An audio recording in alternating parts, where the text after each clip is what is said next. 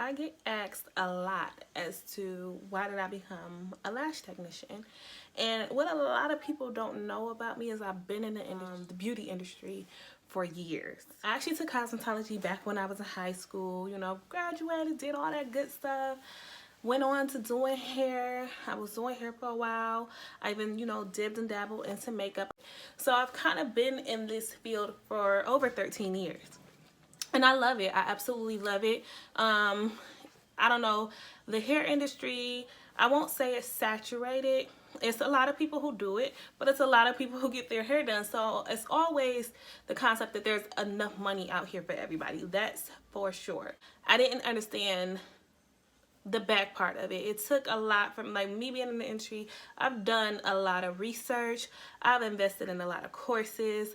I've even worked at sales jobs, so I learned a lot about sales and the psychology of people, and I realized I was missing one core important thing with all of that. Like whether I was doing hair, makeup, regardless of what it was, I didn't have an ideal client of who I wanted to serve.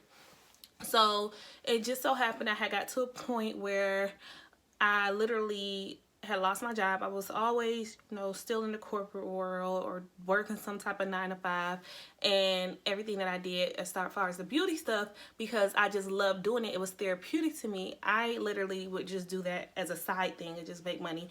So it wasn't until I lost my job where I actually had to take it on full time. So I was literally working from home. I was back in Detroit, Michigan. And everybody there knows, you know, like if you're not fully established with your clientele, you gotta run specials.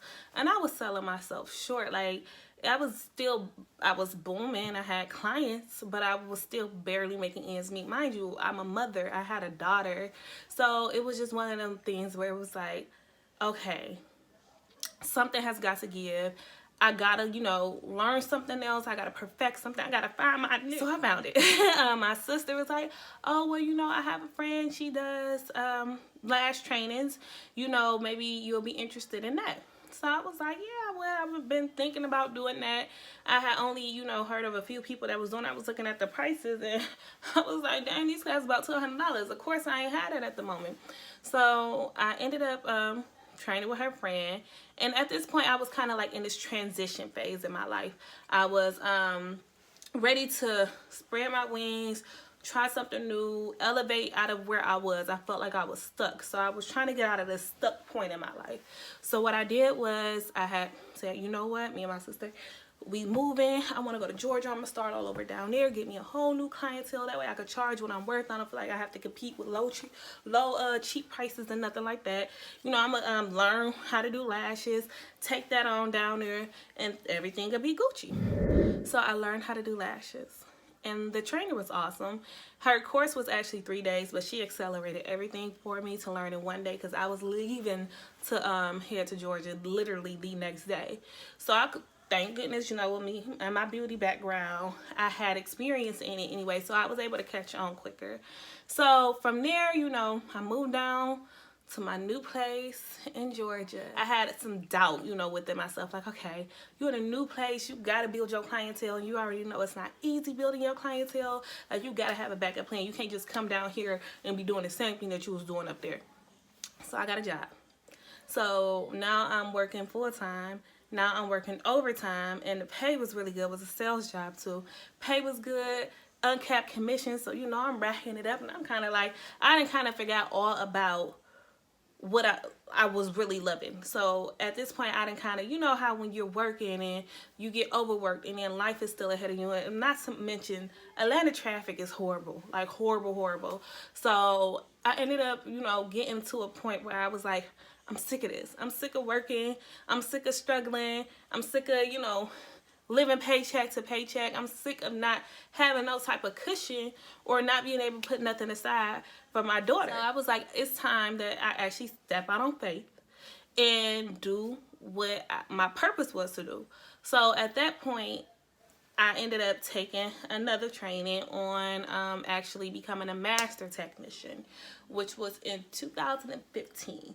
So at this point, I'm actually able to train. You know, I start thinking larger. I don't want to just be a lash tech. That's just to me like when I was just doing hair. I want to be able to teach people. I want to be able to give people a skill and break that cycle of living paycheck to paycheck or struggling, you know, teach people how to come up out of that. So that was my goal, that was my mission, and that's what I was sticking to. So once I learned it, I still stayed at my job, you know, 1 more year. But the whole time I was there, I'm sitting there planning, you know, and I'm just planning. I'm going through some of everything, though. Like, I'm literally hitting depressed points. Like, I had FMLA at work. I was calling off at work all the time because at this point I had felt overwhelmed. Like, here it is, I'm working on something that I really love. But because I'm working so much at work, it drained me. So as I'm getting drained, I'm just kind of, you know, going under. I'm just feeling some kind of way. I'm in my feelings. I'm not really liking the direction everything is going. But I had hope. And I had a lot of faith. And I kept believing that when the time was right, I kept praying too. I was always praying. God, I know you're going to see me through. I trust you. When the time is right, let me know. Just give me that tap on the shoulder and say, Bree, go for it. So that time came March 6th of 2017. I had actually finally quit my job. And at that point, you know, in my mindset, I'm like, all right, I got some money from working. I have my tax money that I got. I just have to use it wisely. Let me go ahead and roll out the business. So I wanted to be able to give others an opportunity like I had the opportunity of doing. When I first, you know, really got into the lash industry, it wasn't really a lot of people doing it. And on top of that, it wasn't a lot of information out there. And this is one of those fields where it's always progressing.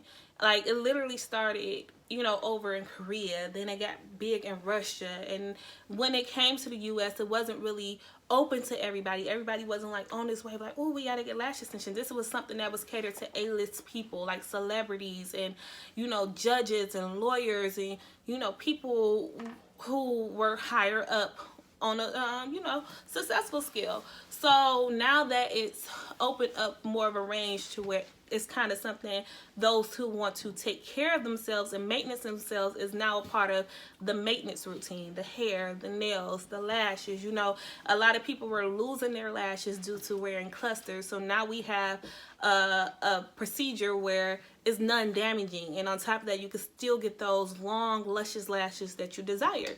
So it was a win-win with me knowing this, and I'm like, okay, I can literally plant these seeds in other people and watch them flourish as well. So now I don't just have a plant, I literally have a garden. So it's been such a joyous experience. I'm like forever grateful for it. I've come across some awesome people, and that's kind of like the back end of how I actually got into lashing. What actually pushed me there and why I've stayed in it, and I don't plan on going anywhere. This is my niche. I found my niche in the beauty industry. I've literally tried some of everything, but this is the one that has been so comfortable for me. It's been a great experience as I get to meet so many great people. I get to meet people who are just as eager as I was to learn something and to grow with it and go far with it. I get some people who are just doing it as a side hustle. I got people who literally took the training and have become business owners, have opened up lash bars. Like, it's been such a great experience, and I know there's more to come. I just can't wait to see what else is out there, what God has, you know, destined for me. Like, when you follow your purpose, blessings flourish for you. I promise they do. So you have to literally have all the faith in the world, stay grateful and humble, and just ride the wave and love it. Love life, enjoy life, and live life. It's been a great experience, and I just wanted to share that with you as to why I got into lashing and why I'm still doing lashing, why I will continue to do lashing. You guys will be seeing plenty from me, definitely pertaining to lashing. If you guys are interested in learning how to lash, I do offer trainings, group trainings, and one-on-one trainings, as well as salon trainings. So definitely check out my website. It will be listed below, but just so you know, it is called everythinglash.com. And I do want to thank you guys for taking the time out to watch my video and just learn a little bit about me and who I am and why I became a master lash technician. I hope this video is helpful to somebody who's kind of straddling the fence. Take that leap of faith. You would never know what's on the other side until you actually do. And it's been nothing but good things for me. So I'm telling you, trust yourself and do it. See you guys later.